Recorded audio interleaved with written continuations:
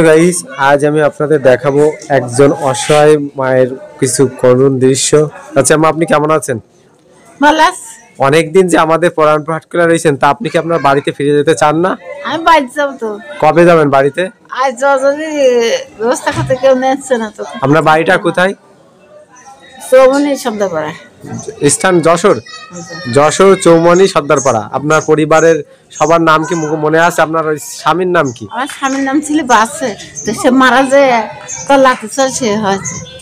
আর নাম আছে মানুষের রশিদ। আর আপনার সাওয়ালের নাম কি? সাল্লাম লালটু। কি করে উনি? ওনারা যে ই করে, উকালতি করে। হ্যাঁ, উকালতি।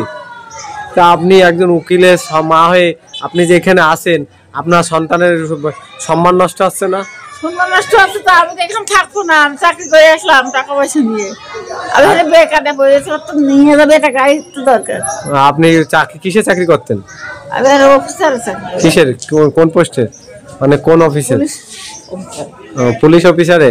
তা দেখুন গাইস, চাচি বলছে যে উনি পুলিশের চাকরি করে, উনি এখন রিটায়ার্ড হয়ে আসছে। ওনার ছেলে একটা উকিল, উনি থাকে দেখেন আমাদের এই পুরানপুর হাটখোলার এই চাতালে উনি থাকে।